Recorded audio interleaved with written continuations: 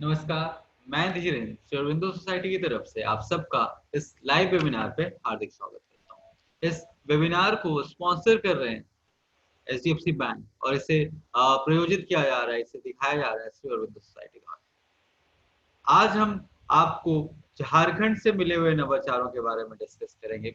नवाचारों की इन कड़ी में हम पिछले कई दिनों से जिन राज्यों की नवाचार पुस्तिका पे आप सबसे चर्चा कर रहे हैं, डिस्कशन कर रहे हैं, जिन राज्यों के नवाचारों को आपके साथ साझा कर रहे हैं, वो नवाचार हमें झारखंड के शिक्षकों द्वारा प्राप्त हुए।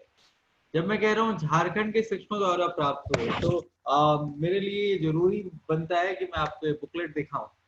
ये जो बुकलेट है आप इसमें देख रहे हैं, यहाँ पे आपको इनोवेटिव बुकलेट में आपको यहाँ पे झारखंड स्टेट का लोगो दिख रहा होगा। इसका मतलब ये है कि सारे के सारे इनोवेटिव आइडियाज हमें झारखंड राज्य के शिक्षकों द्वारा प्राप्त।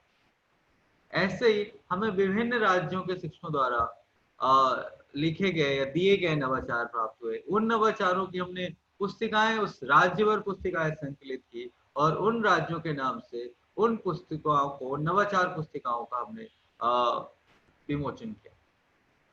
इसी कड़ी में मैं आपसे जिस राज्य की नवाचार पुस्तिका के बारे में चर्चा परिचर्चा कर रहा हूँ, उस राज्य का नाम है झारखंड। मतलब ये सारे के सारे इनोवेटिव आइडिया झारखंड के शिक्षकों द्वारा हमें प्राप्त हुए और उन सभी शिक्षकों को जिनके नवाचार इन नवाचार पुस्तिका में सम्मिलित हुए, उन सभी शिक्षकों को हमने राष्ट्रीय स्तर पर सम्मानित करवाया मानव संसाधन एवं विकास मंत्रालय के द्वारा। हम आज झारखंड की नवाचार पुस्तिका का आखिरी केस स्टडी जिसका नाम है नैतिक मूल्य, उसके बारे में आपसे चर्चा परिचर्चा कर रहे हैं। मैं नवाचार के इस सफर को आगे बढ़ाऊं, इन केस स्टडीज के बारे में आपसे बात करूं, उससे पहले मेरी आपसे रिक्वेस्ट है कि अगर आपके मन में कोई क्वेश्चन, कोई डाउट है तो आप अपने क्वेश्चन, अपने डाउट, हो सकता है वो नवाचारों से संबंधित हो या इस केस स्टडी से संबंधित हो या फिर इस प्रोग्राम जिसका नाम ZIIEI या हिंदी में शिक्षा में शून्य निवेश नवाचार है, इस प्रोग्राम से भी संबंधित अगर आपके मन में कोई प्रश्न है, उदाहरण के तौर पे कि आप नवाचार हम तक कैसे भेज सकते हैं, आपके नवाचार किस बेसिस पे सिलेक्ट होते हैं, किस तरीके से आपको राष्ट्रीय स्तर पर सम्मानित किया जा सकता है या किस तरीके से आपको राष्ट्रीय स्तर पर सम्मान प्राप्त हो सकता है, ऐसे अगर कोई भी प्रश्न है आपके मन में तो निश्चित तौर पे आप अपने प्रश्न आपसे वेबिनार के अंत में पूछ सकते हैं। वेबिनार के अंत में मैं आपको समय दूंगा जहां पे आप मुझसे अपने कोई भी प्रश्न जो कि इस प्रोग्राम या नवाचार या फिर केस स्टडी से संबंधित है, आप निश्चित तौर पे मुझसे पूछ सकते हैं। इसके अलावा अगर आपके कोई अनुभव, कोई आपके एक्सपीरियंसेस हैं, जो अनुभव, जो एक्सपीरियंसेस आप मेरे साथ और मेरे माध्यम से, इस वेबिनार के माध्यम से देश के उन समक्ष शिक्षकों, उन समक्ष व्यक्तियों तक अपनी बात पहुंचाना चाहते हैं जो किसी भी ऑनलाइन प्लेटफॉर्म के माध्यम से हमें देख रहे हैं, जैसे कि जूम, फेसबुक या यूट्यूब, आप उन तक अपनी बातें निश्चित तौर पर पहुंचा सकते हैं। इसके दो तरीके हैं। पहला तरीका ये है कि आप फेसबुक के माध्यम से कमेंट बॉक्स पे या यूट्यूब पे या जूम पे कमेंट बॉक्स के माध्यम से आप अपने प्रश्न या अपने अनुभव हमारे साथ साझा कर सकते हैं। दूसरा, अगर आप मुझे फेसबुक पे देख रहे हैं और आप सीधे तौर पर संवाद के माध्यम से बोल करके अपने प्रश्न या फिर अपने अनुभव हमारे साथ साझा करना चाहते हैं, तो आप कमेंट बॉक्स में फेसबुक पे देखिए, आपको एक लिंक आ रहा होगा जूम का, आप उस पर क्लिक करके सीधे कनेक्ट हो सकते हैं हमारे साथ जूम पे और जहां पे आप अपने प्रश्न हमसे या फिर अपने अनुभव हमारे साथ साझा कर सकते हैं। आइए नवाचारों के इस सफर को आगे बढ़ाते हैं और जैसा मैंने कहा कि आज हम जिस केस स्टडी के बारे में आपसे बात कर रहे होंगे, उस केस स्टडी का नाम है नैतिक मूल्य। और इस केस स्टडी नैतिक मूल्य के अंतर्गत आज 4 नवाचार मैं आपके साथ साझा करता हूँ। वो शिक्षक जिन्होंने ये नवाचार दिए, मैं उनके नाम आपके सामने रख देता हूँ, फिर मैं आपसे बात करता हूँ कि नैतिक मूल्य क्या होते हैं और फिर क्यों जरूरत पड़ी, और फिर हम बात कर रहे होंगे कि नवाचार शिक्षकों ने क्यों दिए, क्या उनके समक्ष समस्याएं या चुनौतियां आ रही थी, कैसे इन नवाचारों से उन चुनौतियों का हल हुआ और उसके क्या लाभ प्राप्त हुए। तो आइए सबसे पहले मैं आपको इंट्रोड्यूस कराता हूँ, आपको परिचय देता हूँ शिक्षकों का, उन शिक्षिकाओं का जिन्होंने ये नवाचार हमें दिया। सबसे पहला नाम है वीरेंद्र प्रसाद सर का, जो उत्क्रमित मध्य विद्यालय आजाद नगर बोकारो से है। इसके अलावा ज्योत्सना कुमारी मैम है, जो कि उत्क्रमित उच्च विद्यालय तरनी जमतारा से है। इसके अलावा जयप्रकाश रजक सर राजकीय कृत मध्य विद्यालय चतपरा से है। और इसके अलावा तरुण कुमार सिंह सर हैं, जो कि उत्क्रमित उच्च विद्यालय अरुवान कुचई सरायकेला खरसावन से। तो ये वो 4 शिक्षक हैं जिन्होंने इनोवेटिव आइडियाज दिए। इन चारों इनोवेटिव आइडियाज को मैं डिस्कस करूंगा केस स्टडी नैतिक मूल्य के अंतर्गत। तो हम बात करें नैतिक मूल्य की, तो आखिर नैतिक मूल्य हैं क्या, या अगर मैं आपसे बात करूं कि मानवीय मूल्य, नैतिक मूल्य और सामाजिक मूल्य ये होते क्या, और हम नैतिक मूल्य, सामाजिक मूल्य और मानवीय मूल्यों की बात करें उससे पहले ये भी तो प्रश्न उठ सकता है कि सर आखिर मूल्य क्या होता है, और मूल्य क्या होते हैं उससे भी पहले मैं एक प्रश्न आपसे पूछना चाहूंगा कि आखिर कीमत और मूल्य में क्या अंतर है। अगर हमें मूल्य क्या होते हैं समझना है तो हमें सबसे पहले कीमत और मूल्य के अंतर को समझना पड़ेगा। और कैसे समझते हैं, क्या होता है, अगर मैं आपसे कहूं कि एक फॉर एग्जांपल बिस्लेरी की 1 लीटर की बोतल है, तो उसकी कीमत कितनी होगी, कितनी कीमत होगी बिस्लेरी की 1 लीटर की। आप कहीं पे भी दुकान पे या फिर रेलवे स्टेशन पे कहीं पे भी मिनरल वाटर की बोतल खरीदते हैं तो कितनी कीमत होती है उसकी लगभग। ये एक मिनरल वाटर की बोतल है, बिस्लेरी की जगह एक्वाफिना है, तो आप मुझे बताएंगे कितनी कीमत होगी लगभग इसकी। आपका उत्तर आ सकता है सर 20 रुपए। हाँ, 1 लीटर की लगभग हम बिस्लेरी बोले या एक्वाफिना बोले या किनले बोले या कोई और जो भी मिनरल वाटर आता है, लगभग 20 रुपए प्रति लीटर का इनका रेट होता है। ये क्या है इनकी कीमत, कितने में मिलती है आपको हर जगह। तो फिर अगर ये कीमत है तो मूल्य क्या है, आइए समझते हैं अंतर कीमत और मूल्य के बीच में, और हम समझते हैं कि आखिर मूल्य होते क्या है और कीमत और मूल्य का अंतर। आइए मैं आपको एक कहानी के माध्यम से बता देता हूँ, और उसलिए ये कहानियां हम सबको बहुत पसंद है, और कहानियां हमें बड़ी आसानी से सारा मतलब बता देती हैं जो हम कहना या समझना चाहते हैं या सामने वाला हमें समझाना चाहता है। तो बात है लगभग 1.5-2 साल पहले की। हमारी उस समय राजस्थान में ट्रेनिंग चल रही थी, तो हमारे एक ट्रेनर राजस्थान में ट्रेनिंग के लिए गए हुए। रविवार का दिन था, उस दिन कोई ट्रेनिंग नहीं थी क्योंकि छुट्टी थी। हमारे ट्रेनर ने सोचा कि क्यों ना वो जैसलमेर की जो रेगिस्तान पहाड़ियां हैं, जो विशाल रेगिस्तान है, उसका भ्रमण करके आए। जिस होटल में वो ठहरे हुए थे, हमारे ट्रेनर ने होटल के मैनेजर से संपर्क किया, और होटल के मैनेजर ने कहा ठीक है मैं व्यवस्था कराता हूँ। और होटल के मैनेजर ने बताया कि कल सुबह 9 बजे ऊंट वाला आपको लेने के लिए होटल पे खड़ा हो जाएगा, आप तैयार रहें। और उसके साथ आप जैसलमेर के जो रेगिस्तान वाला एरिया है, रेतीला एरिया है, आप वहां भ्रमण के लिए घूमने के लिए जा सकते हैं। ट्रेनर बहुत उत्सुक थे क्योंकि वो इससे पहले उन्होंने रेगिस्तान के दर्शन कभी नहीं किए थे, कभी ऐसे एरिया पे नहीं गए थे जहाँ पे सिर्फ रेत ही रेत है। भारत की, हमारे देश की यही तो विशेषता है कि हमारा एक देश अपने आप में, अगर ये बोले कि कई देशों का समूह है तो गलत नहीं होगा। कई सारी संस्कृतियां, खान पान, रहन सहन, वातावरण, माहौल, आप कहीं देखेंगे तो समुद्र है, कहीं देखेंगे तो बर्फ से ढके हुए पर्वत है, कहीं देखेंगे तो सिर्फ प्लेन है, कहीं देखेंगे तो पठार, और कहीं देखेंगे तो रेगिस्तान।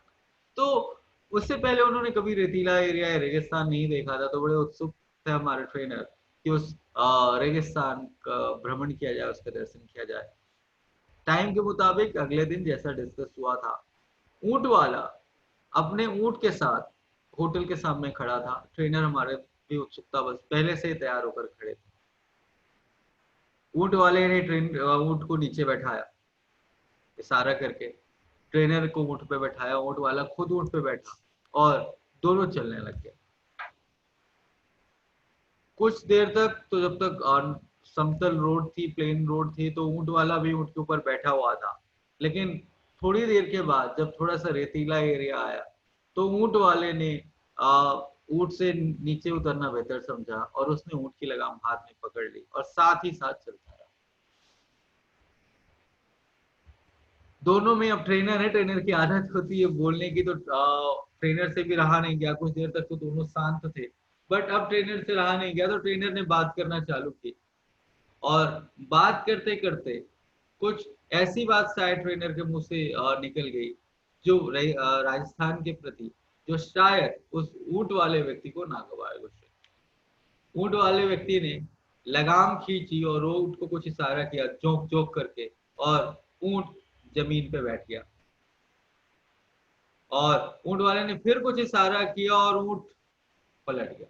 जैसे ही ऊंट पलटा तो ट्रेनर कहाँ पे था? जमीन। ऊंट वाले ने लगाम खींची, तुरंत कूद के ऊंट के ऊपर बैठा और दौड़ाता हुआ ऊंट को ले गया। ट्रेनर जब तक जमीन से उठता, संभलता, कुछ सोचने समझने का मौका मिलता ट्रेनर को, तब तक ऊंट वाला काफी दूर जा चुका था। ट्रेनर ने कुछ दूर दौड़ने का प्रयास किया, लेकिन रेत में पैर घुसने के कारण ट्रेनर दौड़ने में अक्षम था। अब चारों तरफ सिर्फ और सिर्फ रेतीले रेत ही रेत दिख रही थी, सिर्फ और सिर्फ। अगर कुछ देख रहा था तो वो थी रेत। अब ऐसी स्थिति में अगर हम कहीं नए जगह जाते हैं तो हम कुछ ऐसा चिन्ह ढूंढने की कोशिश करते हैं। हो सकता है दुकानों के नाम, हो सकता है कोई बिल्डिंग हो। हम लैंडमार्क बनाने का प्रयास करते हैं कि जब हम लौटें तो हमें पता रहे कि हम सही रास्ते पे जा रहे हैं। अक्सर हम सबके साथ हम ऐसा ही करते हैं कि कोई दुकान का नाम देख लिया या कोई बिल्डिंग देख ली, कोई एटीएम देख लिया, कोई बोर्ड देख लिया कि ये जगह थी, लौटते वक्त मुझे इस तरीके से आना है। लेकिन ट्रेनर जिस जगह पर घूमने गया था वहां पे सिर्फ और सिर्फ रेत ही थी, इसके अलावा कुछ नहीं थी। रही बात रेत की पहाड़ियों को, ठीक है, अगर आप उनको लैंडमार्क की तरफ यूज कर सकें कि मेरे दाहिने तरफ रेत की पहाड़ी थी, तो रेत की पहाड़ियों की एक सबसे बड़ी खासियत या विशेषता ये है कि वो अपना स्थान बदलते रहते हैं। हवा के रुख से उनका स्थान भी बदल जाता है। तो ऐसा कोई लैंडमार्क बनाना ट्रेनर के लिए असंभव था। वो 10 कदम आगे जाता, 10 कदम पीछे, 12 कदम दाएं, 10-12 कदम बाएं, और घूम फिर करके फिर आ जाता। धीरे धीरे सूरज चढ़ रहा था और रेत बहुत गर्म होती जा रही थी। अब ट्रेनर का गला भी सूखने लग गया था, स्थिति काफी मुश्किल होने लग गई थी ट्रेनर के लिए। अब ट्रेनर को लग रहा था कि शायद मेरे प्राण यहीं पे छूट जाएंगे। और रेगिस्तान की एक बहुत बड़ी विशेषता बताऊं, अगर आप जानते होंगे, तो एक प्रक्रिया होती है जिसको मिराज बोलते हैं। मिराज में क्या होता है कि आपको दूर दिखता है कि पानी का कुछ तालाब है या कुछ जगह पे पानी भरा हुआ है, लेकिन जब दौड़ के आप उसके पास जाते हैं तो वहां पे पानी नहीं होता। ट्रेनर के साथ भी यही हो रहा था, गले सूख रहा था उनका प्यास के मारे। तभी उन्हें एक व्यक्ति, हमारे ट्रेनर का व्यक्ति, एक बॉटल हिलाता हुआ ऊँट में आता हुआ बैठा हुआ मिला। ट्रेनर के सांस में सांस आई, ट्रेनर को थोड़ी राहत मिली कि हाँ, अब जान बच जाएगी मेरी, ये पानी लिया हुआ है और मुझे रास्ता दे। ट्रेनर भागता हुआ उसके पास आया। वो व्यक्ति भी, दूसरा व्यक्ति भी ट्रेनर की तरफ ही आ रहा था। उसने पूछा क्या हुआ? ट्रेनर ने कहा कि मेरी स्थिति गंभीर है, मुझे पानी चाहिए, क्या आप मुझे पानी देंगे? ऊंट वाले ने कहा, उस व्यक्ति ने कहा, बिल्कुल मैं तुम्हें पानी दूंगा, लेकिन इसके लिए तुम्हें इसके मूल्य चुकाना पड़ेगा। ट्रेनर ने कहा कोई बात नहीं, 100 रुपए होगा ना इसकी कीमत, ये लो 100 रुपए, मुझे बॉटल। ऊंट वाले ने कहा 100 रुपए नहीं, तुम्हारे जेब में जितने पैसे हैं, तुम्हारे पर्स में जितने पैसे हैं, मुझे सारे पैसे दो, तब मैं तुम्हें ये पानी दे सकता हूँ। ट्रेनर, आपको क्या लगता है ट्रेनर ने पैसे दिए होंगे नहीं दिए होंगे? आप कमेंट बॉक्स में चाहें तो मुझे अपना उत्तर बता सकते हैं। ट्रेनर ने पैसे दिए होंगे नहीं दिए होंगे? बिल्कुल दिए। ट्रेनर ने जैसा आपने सोचा एकदम वैसा हुआ। ट्रेनर ने अपने पैसे निकाले और उस ऊंट वाले को दे दिए। बोले भाई अब तो मुझे पानी दे दो। उस व्यक्ति ने कहा नहीं, तुम्हारी घड़ी मुझे बहुत अच्छी लग रही है और मैं तुम्हें बॉटल तब दूंगा जब तुम घड़ी दोगे। तुम्हें अपनी घड़ी भी देनी पड़ेगी अगर तुम्हें पानी चाहिए। अब मुझे बताइए ट्रेनर ने घड़ी दी होगी नहीं दी होगी? बिल्कुल वैसा ही हुआ और ट्रेनर ने अपनी घड़ी उतारी और उस व्यक्ति को दे दी। उस व्यक्ति ने अपनी जेब में घड़ी रखी, पैसे रखे और बोला तुम्हारी शर्ट मुझे बहुत अच्छी लग रही है और ये पैंट भी बहुत अच्छी लग रही है, मुझे तुम्हारे शर्ट और पैंट दोनों चाहिए। अब आप मुझे बताइए ऐसी स्थिति में ट्रेनर ने शर्ट और पैंट दिए होंगे या नहीं दिए होंगे? बिल्कुल यही हुआ, ट्रेनर ने अपने शर्ट और पैंट दोनों उतार के दे दिए। ऊंट वाले व्यक्ति ने पानी दिया, ट्रेनर एक घूंट में पूरी बोतल और अब सांस में सांस आई ट्रेनर के। उस व्यक्ति ने उसे कुछ पैसे दिए होटल तक पहुंचने के लिए और ये बोला कि चलो मैं तुम्हें रेगिस्तान से बाहर निकलने का रास्ता बताता हूँ, मेरे पीछे पीछे चलो। हो सकता है वो जो व्यक्ति था वो उस ऊंट वाले व्यक्ति ने ही भेजा हो, इस चक्कर में इस थॉट के साथ कि इस व्यक्ति को सजा तो मिलनी चाहिए लेकिन इसकी जान नहीं जाए। तो आप मुझे बताइए कि क्या बिस्लेरी की बोतल की या उस मिनरल वाटर की बोतल की कीमत इतनी सब थी कि ट्रेनर को अपने पास जितना पैसा था सब देना पड़े, अपनी कीमती घड़ी देनी पड़ी, अपने कपड़े देने पड़े? नहीं ना। तो फिर क्या अंतर है कीमत और मूल्य? कीमत होता है किसी भी सेवा या किसी भी वस्तु के बदले में जो हम उसका मौद्रिक आदान प्रदान करते हैं वो कहलाता है उस वस्तु की कीमत। फॉर एग्जाम्पल कोई आपने वस्तु खरीदी, फॉर एग्जाम्पल एक मोबाइल खरीदा तो आप मोबाइल की कीमत अदा करते हैं। आपने कोई सेवा करवाई, आपने घर में काम करवाया, बिल्डिंग बनवाई तो उसका आप एक मुद्रा में कुछ पेमेंट करते हैं, वो कहलाती है कीमत। तो फिर मूल्य क्या है? जब कीमत में उपयोगिता जुड़ जाती है, जब याद ध्यान दीजिएगा, जब कीमत में किसी वस्तु की कीमत में उसकी उपयोगिता जुड़ जाती है तो वो कहलाता है उसका मूल्य। यहाँ पे उस पानी की बोतल की उपयोगिता बहुत थी, उसकी उपयोगिता थी उस ट्रेनर की जान, उस ट्रेनर की जिंदगी, और इसीलिए उसका जो मूल्य था निश्चित तौर पर ट्रेनर के लिए बहुत था और इसीलिए वो तैयार हो गया अपने पैसे, सारे पैसे, अपनी घड़ी और अपने यहाँ तक के कपड़े तक। तो ये अंतर होता है कीमत और मूल्य। अब बात आती है कि सर मानवीय मूल्य क्या है, नैतिक मूल्य क्या है और सामाजिक मूल्य क्या है? आइए सबसे बड़ी पहले बात कर लेते हैं अब सामाजिक मूल्य। सामाजिक मूल्य वो मूल्य होते हैं जो किसी समुदाय, समाज, राज्य अथवा देश द्वारा बनाए गए होते हैं और ये किसी भी समुदाय, समाज, प्रदेश या देश को व्यवस्थित रखने के लिए बनाए जाते हैं और उनमें दंड का प्रावधान होता है।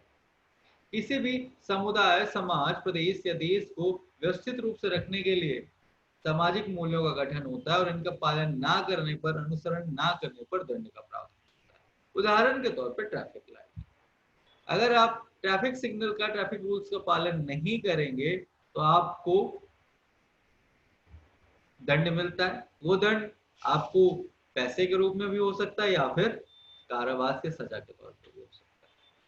और ये क्यों बनाए जाते हैं? इससे समाज व्यवस्थित रहे, लोग ट्रैफिक रूल का पालन नहीं करेंगे तो एक्सीडेंट होंगे, मौतें होंगी। तो किसी भी समाज, देश, समुदाय या प्रदेश को व्यवस्थित रखने के लिए जिन नियम कानूनों का गठन किया जाता है और जिनमें दंड का प्रावधान होता है वो कहलाते हैं सामाजिक। अब नैतिक मूल्य क्या होते हैं?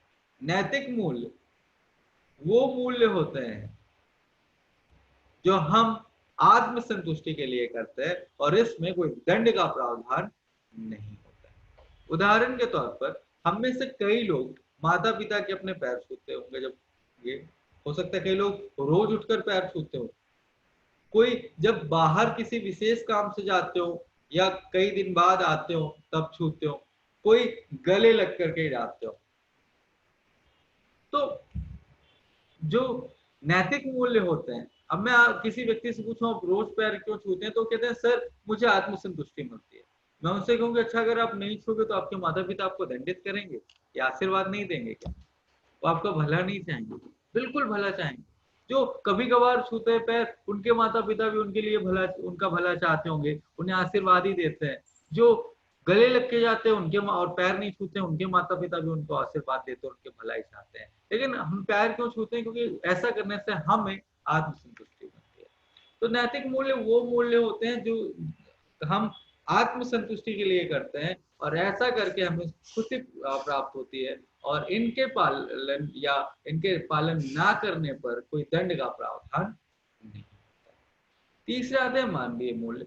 मानवीय मूल्य वो मूल्य है जो किसी व्यक्ति में जन्म से ही विद्यमान होते हैं, और ये देश काल परिस्थिति अनुसार बनते घटते या बढ़ते रहते हैं। जैसे प्रेम, दया, करुणा, क्रोध, ईमानदारी, ये ऐसे गुण हैं जो हर किसी में बचपन से ही विद्यमान होते हैं, लेकिन हमारे देश काल और परिस्थिति के अनुसार इनमें बढ़ोतरी या घटोतरी या कमी लगातार आते रहती है। तो ये हुए मानवीय। आइए बढ़ते हैं हम अपने नवाचारों की तरफ। जैसा हम बात कर रहे थे कि जो हमारे मैं उम्मीद करता हूँ कि अब क्लियर हो गया होगा अंतर हम सबको कि कीमत क्या होती है, मूल्य क्या होता है, नैतिक मूल्य क्या होते हैं, मानवीय मूल्य क्या होते हैं, और सामाजिक मूल्य क्या होते हैं। अब हम बात कर रहे हैं जो टीचर्स ने नवाचार दिया, जो केस स्टडी है नैतिक मूल्य, हम इसकी बात क्यों कर रहे हैं, आइए इसको समझने की कोशिश करते हैं। अक्सर प्रश्न उठता है कि शिक्षा का उद्देश्य क्या है? क्या शिक्षा का उद्देश्य केवल लिखना पढ़ना सीखना या फिर नौकरी व्यवसाय करके करने के योग्य बनना है, या फिर धन अर्जित करना है? सच्ची और वास्तविक शिक्षा का उद्देश्य इन सभी ध्येयों से कहीं बढ़कर और ऊपर है, और वह है कि शिक्षा हम इस प्रकार अर्जित करें, जो हमने शिक्षा अर्जित की है उस प्राप्त ज्ञान का हम सदुपयोग कर सकें। शिक्षा हमें हमारे अर्जित ज्ञान का सदुपयोग करना सिखाती है, सही और गलत में अंतर करना सिखाती है, अच्छाई की राह पर, नेकी की राह पर चलना सिखाती है, सही और गलत में हमें अंतर करना सिखाती है। ये सारे काम हमें शिक्षा ही सिखाती है। हम सभी के भीतर जन्म से मानवीय मूल्य और अच्छाइयां विद्यमान होती हैं। कोई बचपन से ही बुरा नहीं बनता है, वो जैसी परिस्थितियां देखता है, जैसा माहौल मिलता है, जैसी शिक्षा प्राप्त होती है अपने समुदाय, आसपास, पड़ोस, विद्यालय इत्यादि में, वैसा ही वो बनता है, वैसा ही वो सीखता है। यदि इन गुणों का विकास किया जाए तो यह जीवन में सत्य, संवेदनशीलता, सदाचार और संतोष के मार्ग पर बच्चे चलना सीख जाते हैं। और अगर बच्चों में ये सारे गुण हमने ईमानदारी, भाईचारा, परस्पर व्यवहार, झूठ ना बोलना, मितभाषी होना, सत्य बोलना, दूसरों का बुरा ना करना, संवेदनशील या समानुभूतिशील होना, सदाचार रखना, संतोष रखना, अगर ये सारे गुण बच्चों के अंदर बचपन से ही डाल दिए जाए, उन्हें हैबिट सिखा दी जाए, तो यकीन मानिए ये बच्चे आगे चलकर जिम्मेदार और सशक्त नागरिक के रूप में देश में उभरेंगे, और देश को निश्चित तौर पर यह प्रगति के मार्ग पर ले जाएंगे। और जो इतनी सारी घटनाएं होती है देश में, जो अप्रिय अमानवीय घटनाएं होती हैं, धीरे धीरे ऐसी सभी घटनाओं को कम होगी। और इन्हीं बात को ध्यान में रखते हुए, क्योंकि विद्यालय एक ऐसा माध्यम है जहां बच्चों को ये बहुत सारी जानकारियां दी जा सकती हैं, ये बहुत सारे गुण बच्चों के अंदर डेवलप किए जा सकते हैं, इनको मेंटेन किया जा सकता है, लगातार बढ़ाया जा सकता है, एनहांस किया जा सकता है। इसीलिए ये जिम्मेदारी बनती है एक शिक्षक के नाते, एक शिक्षक के तौर पर हम सभी की, कि हम बच्चों के अंदर इन गुणों को समाहित करें और इनका लगातार विकास करने में सहायक। और इसी के साथ शिक्षक ने जो पहले इनोवेटिव आइडिया दिया उसका नाम है नैतिकता के स्काउटर गाइड। हम में से कई लोगों हो सकता है कि आप में से ही कई लोग एनसीसी या फिर स्काउट गाइड में रहे हो। मैं भी एनसीसी में था, तो हम में से कई लोग एनसीसी या स्काउट गाइड में रहे हो। और इसमें जिस प्रकार एनसीसी में या स्काउट गाइड में छात्र छात्राओं को सफल कार्य करने पर, एक बेहतर कार्य करने पर उन्हें बैज या फिर तमगा आदि दिया जाता है, मेडल दिए जाते हैं। अगर आप आर्मी की बात करो तो आप बेहतर काम करते हो तो आपको मेडल दिया जाता है, सम्मानित किया जाता है, प्रोत्साहित किया जाता है। उसी प्रकार इन बच्चों को भी अगर विद्यार्थी कुछ बढ़िया काम करते हैं, दूसरों की मदद करते हैं या कोई बढ़िया नैतिक या मानवीय कार्य करते हैं, तो इन बच्चों को उसके लिए भी सम्मानित किया जाता है किसी बैच या फिर मेडल आदि के माध्यम से। इसके तहत बच्चों को सबसे पहले बताया जाता है कि हमें दूसरों की मदद करनी चाहिए, हमें दूसरों के साथ गलत नहीं करना चाहिए, दुर्व्यवहार नहीं करना चाहिए और हमें सबकी सहायता करनी चाहिए। इसके साथ शिक्षक ये भी बताते हैं कि आपको किसी की मदद करने के लिए अपनी जान जोखिम में डालने की आवश्यकता नहीं है। आप छोटे छोटे कामों से भी दूसरों की मदद निश्चित तौर पर कर सकते हैं। क्रियान्वयन के लिए या विद्यालय में संप्रयोग के लिए शिक्षक बच्चों को इस गतिविधि के बारे में बताते हैं और इस गतिविधि से छात्रों के मन में आत्मविश्वास के साथ साथ सामान्य ज्ञान भी निश्चित तौर पर बढ़ता है। उनके भीतर तथ्यों को समझने की ललक पैदा होती है। शिक्षक बताते हैं कि हमें दूसरों की सहायता किस प्रकार करनी चाहिए, क्यों करनी चाहिए। हमें मदद करने पे आत्मसंतुष्टि मिलती है, एक आत्मिक सुख की प्राप्ति होती है। आप कभी भी किसी की मदद करके देखिए, आपको हमेशा अच्छा ही लगेगा। टीचर ये सारी बातें बच्चों को बताते हैं। उसके बाद बच्चों को बोला जाता है कि आप एक कॉपी मेंटेन कीजिए। उस कॉपी में अगर आपने कोई अच्छा काम किया तो आप उसमें लिखते हैं कि आपने क्या अच्छा काम किया, आपने क्या सहायता की, किसकी सहायता की, उसका विवरण लिखते हैं, उस व्यक्ति का नाम लिखते हैं जिसकी सहायता की और उससे संबंधित अन्य जानकारियां शिक्षक बच्चों को लिखने के लिए कहते हैं। साथ ही शिक्षक द्वारा निर्धारित श्रेणियों के आधार पर अलग अलग का रंग के तमगे बना दिए जाते हैं। बच्चों से ही आर्ट एंड क्राफ्ट में अलग अलग रंग के तमगे बनवाए जाते हैं, जो कि कार्डबोर्ड आदि के माध्यम से, पुराने रिबन इत्यादि के माध्यम से बच्चों की सहायता से बनवाए जा सकते हैं। ये भिन्न भिन्न प्रकार के या भिन्न रंग के हो सकते हैं। उदाहरण के तौर पर शिक्षक बच्चों को बताते हैं कि अलग अलग श्रेणियों के काम हैं और उन श्रेणी के अनुसार ही आपको अलग अलग रंग के तमगे दिए जाएंगे। पहला उदाहरण कि अगर घर पर घर के काम बच्चा अगर अपनी माता पिता की मदद करता है, जैसे साफ सफाई करने में, चारा डालने में, पानी भरने इत्यादि में, तो माता पिता की सहायता करने पर बच्चों को पीले रंग का तमगा दिया जाता है। वहीं पे यदि कोई बच्चा पढ़ाई में कमजोर अपने सहपाठी या फिर भाई बहन या आस पड़ोस के बच्चों की सहायता करता है, तो इस स्थिति में बच्चे को मदद करने वाले विद्यार्थी को नीले रंग का तमगा दिया जाता है और नीले रंग के बैज से उसे सम्मानित किया जाता है। इसके अलावा अगर कोई बच्चा सड़क पर किसी वृद्ध या फिर मजबूर व्यक्ति की मदद करता है, तो ऐसा करने पर उस बच्चे को मदद करने वाले विद्यार्थी को हरे रंग के तमगे से सम्मानित किया जाता है।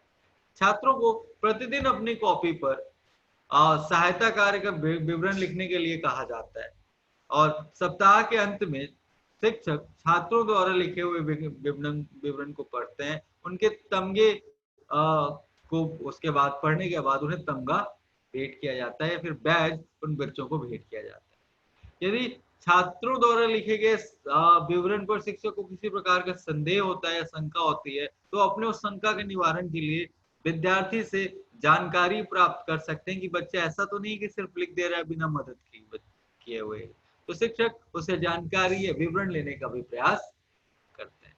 महीने के अंत में जिस छात्र के पास सर्वाधिक अलग अलग श्रेणियों में तमगे एकत्रित होते हैं, ऐसे विद्यार्थियों को शिक्षक समस्त विद्यार्थियों, शिक्षकों एवं प्रधानाचार्य की मौजूदगी में असेंबली में मतलब प्रार्थना सभा में सम्मानित करते हैं। तो ये था पहला नवाचार, नैतिकता के स्काउट और गाइड। इसके बाद आइए बढ़ते, उम्मीद करता हूँ आपको नवाचार बेहतर लगा होगा। आइए बढ़ते हमारे दूसरे इनोवेटिव आइडिया की तरफ, जिसका नाम है दादा दादी और नाना नानी की कहानी। सदियों से किस्से सुनना, कहानियां सुनना और सुनाना भारतीय संस्कृति का एक अमूल्य हिस्सा रहा है। हम में से बहुत सारे लोगों ने या ज्यादातर लोगों ने अपने दादा दादी या नाना नानियों से कहानियां सुनी होगी, विशेष तौर पर सोते टाइम पे। अक्सर हम कहानियां सुनते थे और बहुत उत्साहित होते थे कहानियां सुनकर, और उन कहानियों का निश्चित तौर पर हमारे दिमाग पे बहुत लंबा असर था। बाल मन में बच्चों द्वारा जब दादा दादी या नाना नानी के माध्यम से कोई कहानी या कोई मॉरल वैल्यूज से संबंधित, कोई नैतिकता से संबंधित कोई कहानी सुनाई जाती है, तो हमारे अंदर या बच्चों के अंदर उसका जो छाप है वो अमिट रहती है और लंबे समय तक बच्चों के मन में वो बात रहती है। टीचर ने कहा कि सर इसी बात को ध्यान में रखते हुए हमने सोचा कि क्यों ना इन दादा दादी नाना नानियों को विद्यालय बुलाया जाए, जिससे ये पंचतंत्र, जातक या पौराणिक कथाएं, ऐसी कहानी जिसमें कुछ सीख हो, बच्चों को सुना सके। इसके दो फायदे हैं सर और मैम।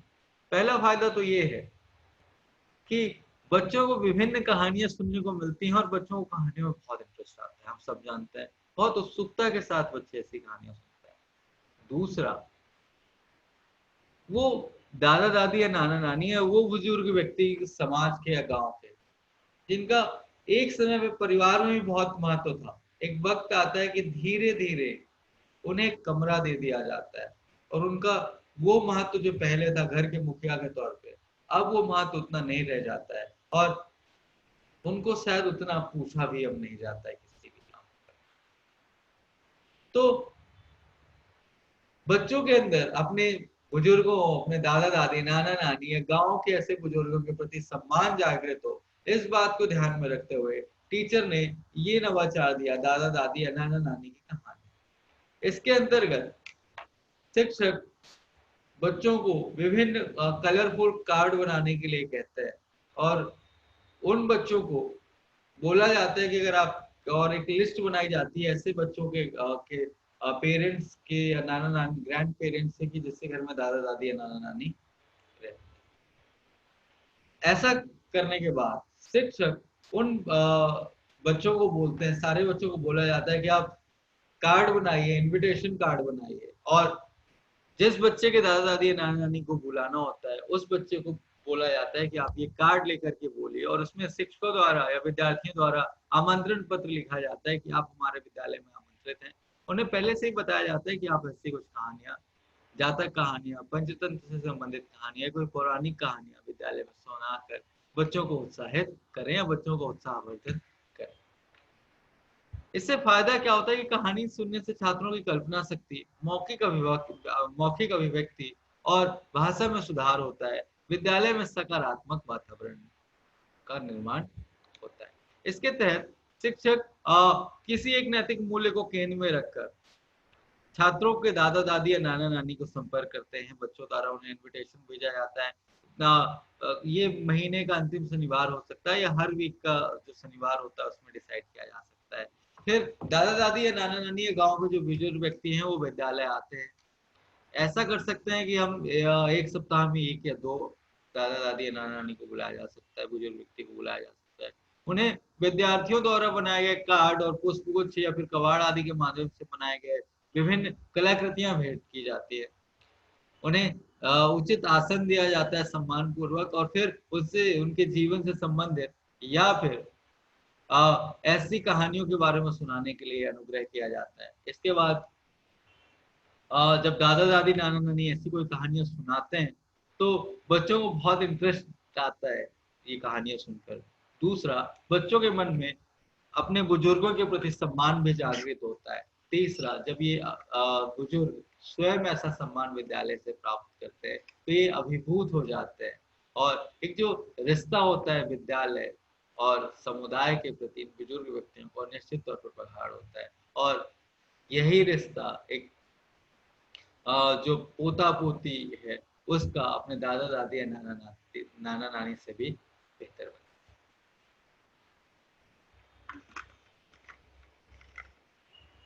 तो ये था हमारा दूसरा इनोवेटिव आइडिया जिसका नाम था दादा दादी और नाना नानी से कहानी। उम्मीद करता हूँ कि आपको ये आइडिया पसंद आया होगा, और निश्चित तौर पर जो गैप आ चुका है धीरे धीरे फैमिलीज में, या न्यूक्लियर फैमिली बनती जा रही है, ये जो बुजुर्ग व्यक्ति है ना, ये सिर्फ इंसान नहीं, अपने आप में खुद में तजुर्बों का एक भंडार है, जानकारियों का एक भंडार है, अनुभवों का एक भंडार है, उनसे बहुत कुछ सीखा जा सकता है। तो बच्चों को अगर इनके साथ वक्त बिताने का मौका मिले तो यकीन मानिए किताब के साथ साथ दैनिक आचार विचार व्यवहार और जीवन जीने का एक जो कला है, जो कौशल है, जो अनुभव प्राप्त हो सकता है इन बुजुर्गों से, वो अप्रतिम है। और निश्चित तौर पर विद्यार्थियों को, इन बच्चों को एक ऐसा मौका दिया जाना चाहिए जहां वो इनके साथ वक्त बिताएं और इनके अनुभव से बहुत कुछ प्राप्त करें। आइए बढ़ते हैं हमारे तीसरे इनोवेटिव आइडिया की तरफ, जिसका नाम है पर्वों से पर्यावरण संरक्षण। हमारे देश में मनाए जाने वाले प्रत्येक पर्व के साथ एक दायित्व बोध और संकल्प शक्ति जुड़ी होती है। जैसे रक्षाबंधन के दिन भाई बहन की रक्षा करने का वचन लेता है। दशहरा का दिन हम मनाते हैं बुराई पे अच्छाई की विजय के तौर पर। दिवाली मनाई जाती है अंधकार पे प्रकाश की विजय के तौर पर। ऐसे हर पर्व के साथ, हर त्योहार के साथ कोई ना कोई एक दायित्व बोध और संकल्प शक्ति जुड़ी होती है। शिक्षक ने कहा कि सर अगर इन त्योहारों को, इन पर्वों को जोड़ दिया जाए पर्यावरण से, पर्यावरण के प्रति दायित्व के बोध के तौर पे, तो निश्चित तौर पर ये बच्चे आगे चलकर पर्यावरण के महत्व को बेहतर तरीके से समझने लग जाएंगे। हम एनवायरनमेंट को अपने समझेंगे और पेड़ काटना, कचरा फैलाना, आग जलाना इत्यादि ये जो गतिविधियां हैं इनमें निश्चित तौर पर लगाम लगाया जा सकता है। और बच्चे अगर प्रकृति से प्रेम करने लग जाएंगे तो ये बहुत बेहतर है। इसी थॉट के साथ टीचर ने सोचा कि क्यों ना इन पर्वों को यदि पर्यावरण संरक्षण के साथ जोड़ दिया जाए तो इससे छात्रों के पर्वों का महत्व समझ आएगा और साथ ही वो पर्यावरण को बचाने के लिए भी सजग हो जाएंगे। इसको किस तरीके से कक्षा में या विद्यालय में प्रयोग किया जा सकता है, आइए इसको समझने का थोड़ा सा प्रयास करते हैं। पर्यावरण संरक्षण के माध्यम से छात्रों को विभिन्न विषय विस्तार से शिक्षकों द्वारा समझाए जाते हैं। शिक्षक उन्हें बताते हैं कि वृक्षों का क्या महत्व है, पेड़ पौधों के नाम और उनके गुण आदि भी बच्चों को सिखाए और समझाए जाते हैं। साथ ही साथ मिट्टी के प्रकार, वायुमंडल के विभिन्न गैसों के प्रभाव, दुष्प्रभाव इत्यादि भी बच्चों को जानकारी दी जाती है।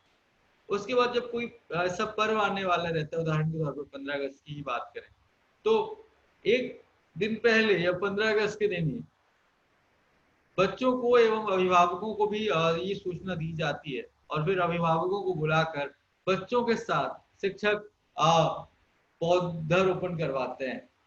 बच्चे वृक्षारोपण करते हैं, पौधारोपण करते हैं और शिक्षक उस दौरान समुदाय के उन सभी व्यक्तियों को, मतलब समुदाय के उन विशिष्ट व्यक्तियों को प्लस अभिभावकों एवं विद्यार्थियों को पर्यावरण के महत्व को समझाते हैं। शिक्षकगण समुदाय का स्वागत करते हैं, विद्यार्थी जो है वो समुदाय का स्वागत करते हैं और पर्व से किस प्रकार छात्रों के बीच दायित्व बोध विकसित किया जा सकता है इस पर विचार प्रकट करते हैं। इसके बाद शिक्षक छात्रों और समुदाय को वृक्षारोपण के लिए सहयोग करते हैं।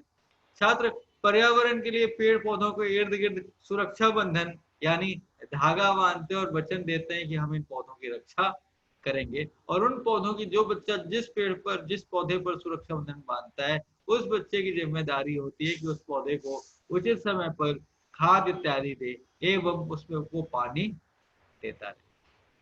इसके साथ ही समुदाय द्वारा समुदाय से भी रिक्वेस्ट की जाती है कि वो चाहें तो विद्यालय को पौधे या फिर जो भी कुदाल या खुरपी इत्यादि विद्यालय को भेंट, तगाड़ी इत्यादि विद्यालय को भेंट कर सकते हैं।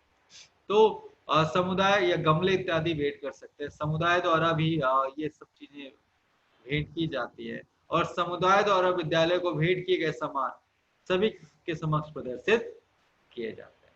ध्यान दें, विद्यालय अपने विवेक के अनुसार इस गतिविधि के क्रियान्वयन के लिए पर्व का चयन भी कर सकते हैं। शिक्षक चाहें तो एक पर्यावरण दिवस के रूप में पूरा सप्ताह ही मना सकते हैं विद्यार्थियों के साथ, और इसमें समुदाय से रिक्वेस्ट की जाती है कि वो भी अपना बढ़ चढ़ कर हिस्सा दे सकते हैं। श्रमदान के साथ साथ, अगर, क्योंकि ग्रामीण परिवेश में घर घर में कुदाल, खुरपी, तगाड़ी इत्यादि मिल जाती है, फावड़े इत्यादि मिल जाते हैं, तो शिक्षक इन चीजों को भी विद्यालय को ध्यान करने के लिए रिक्वेस्ट करते हैं, जिससे विद्यालय में बेहतर गार्डन का निर्माण किया जाए। आइए बढ़ते हैं हमारे चौथे इनोवेटिव आइडिया की तरफ, जिसका नाम है मातृ पितृ सम्मान। सम्मान मनुष्य जीवन का एक मूलभूत नैतिक मूल्य। हम सबको सम्मान बहुत पसंद होता है, हर किसी को सम्मान बहुत प्रिय है। आत्मसम्मान जैसा शब्द इसके साथ जुड़ा है। कई बार आत्मसम्मान सम्मान नहीं मिलने से लोग कतराने लगता है। तुलसीदास जी ने भी इसमें कहा है कि आवत ही हर्षे नहीं नैनन नहीं सने, तुलसी वहां न जाइए कंचन बरसे।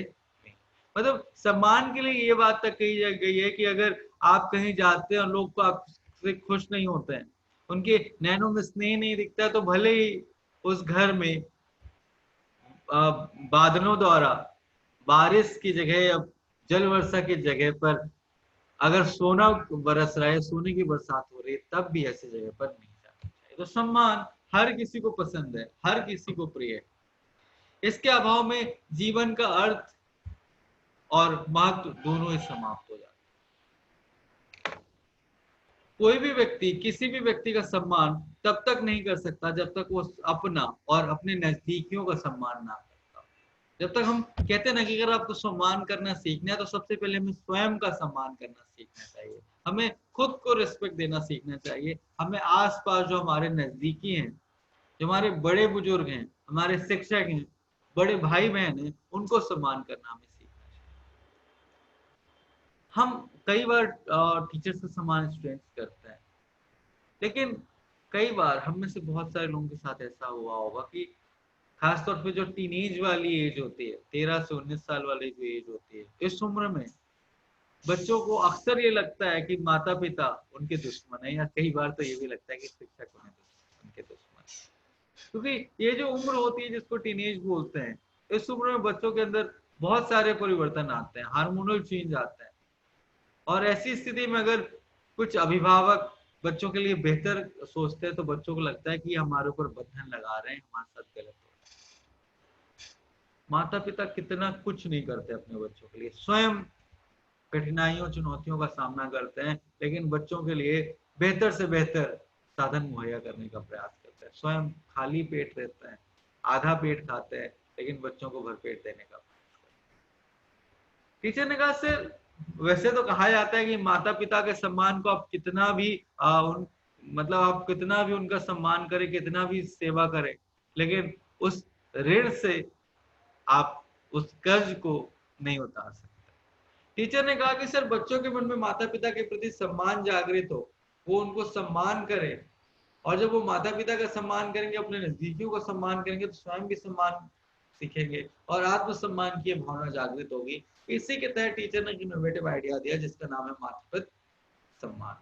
इसको किस प्रकार विद्यालय में इसको क्रियान्वित कर सकते हैं, किस प्रकार से प्रयोग किया जा सकता है, आइए इसको समझने का प्रयास करते हैं। शिक्षक ने कहा कि सर, इस गतिविधि में अभिभावकों की विद्यालय में अभिरुचि बढ़ती है, या अभिरुचि इंटरेस्ट बढ़ता है।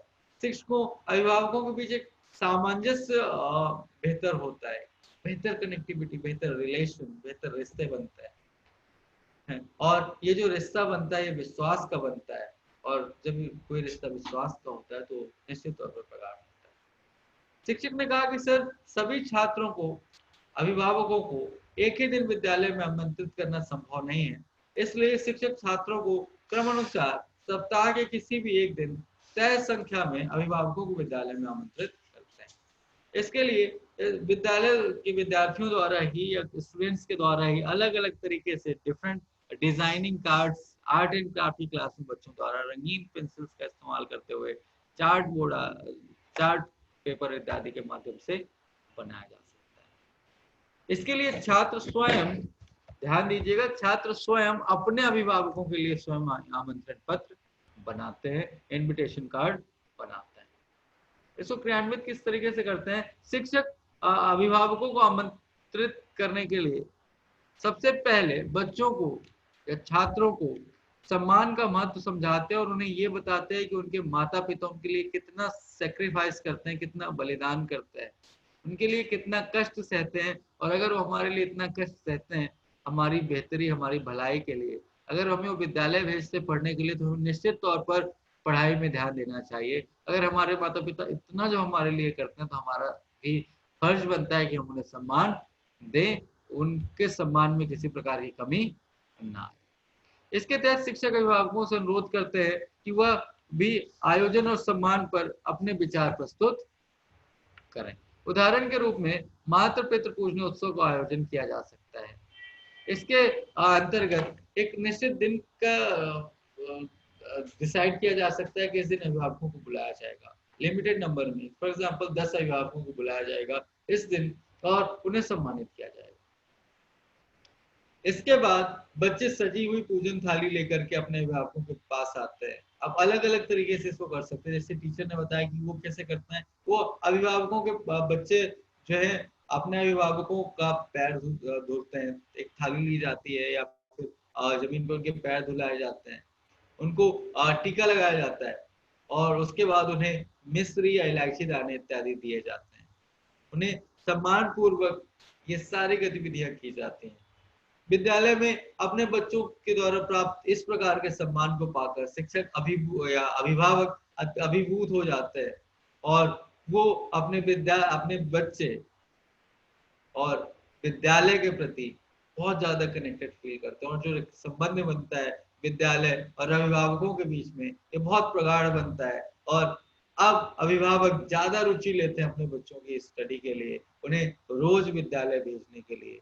और इसके बाद अभिभावकों से रिक्वेस्ट की जाती है कि वो कोई कहानी इत्यादि सुनाए या फिर बच्चे स्वयं भी चाहें तो कोई पौराणिक कथा का नाटकीय मंचन भी कर सकते हैं या फिर कोई कहानी बोल करके या रोल प्ले आदि के माध्यम से सुनाई जा सकती है। तो ये थे 4 इनोवेटिव आइडियाज जो मुझे आज आपके साथ डिस्कस करने थे नैतिक मूल्य के स्टडी के अंतर्गत।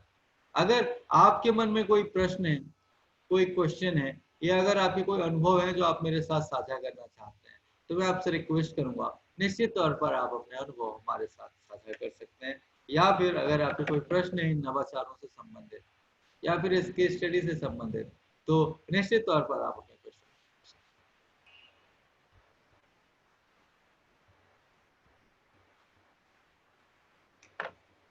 हमारे साथ इस वेबिनार में जुड़ने के लिए बहुत बहुत धन्यवाद। अगर आपके मन में कोई भी प्रश्न है, जैसे मैंने कहा इन नवाचारों से संबंधित, तो आप निश्चित तौर पर हमसे अपने प्रश्न साझा कर सकते हैं, अपने प्रश्न हमसे पूछ सकते हैं। या फिर अगर आपके अनुभव में, अनुभव इसलिए बोलता हूँ क्योंकि कई बार हमारे अनुभव से हम बहुत कुछ सीखते हैं, बहुत कुछ लोगों को जानने को मिलता है। तो निश्चित तौर पर आप अपने अनुभव हमारे साथ साझा कर सकते हैं। फेसबुक में हमारे साथ जुड़ने के लिए और जूम के माध्यम से या विभिन्न ऑनलाइन माध्यमों से हमारे साथ जुड़ने के लिए हम आपके बहुत आभारी हैं। और हमें बहुत अच्छा लगता है जब आप हमारे साथ नवाचारों के सफर में शामिल होते हैं। और जैसा मैं हमेशा कहता हूँ कि मेरी आपसे रिक्वेस्ट है कि जब भी हम विद्यालय में जाएं, तो ये कई दिनों से हम आपको नवाचार डिस्कस कर रहे हैं, आपके साथ साझा कर रहे हैं। इन नवाचारों में से कोई भी कम से कम एक नवाचार जो आपको अच्छा लगता है, आपके हृदय को छूता है, मैं आपसे रिक्वेस्ट करूंगा कम से कम एक नवाचार आप अवश्य रूप से अपने विद्यालय में क्रियान्वित करें और यकीन मानिए इसके बेहतर परिणाम आपको निश्चित तौर पर देखने को मिलेंगे। इसी उम्मीद के साथ मैं धीरेन्द्र आज आपसे विदा लेता हूँ। कल फिर मुलाकात होगी आपसे किसी दूसरे राज्य के नवाचार पुस्तिका के किसी दूसरे के स्टडी किन्हीं दूसरे नवाचारों के साथ। तब तक के लिए अपना ध्यान रखिएगा।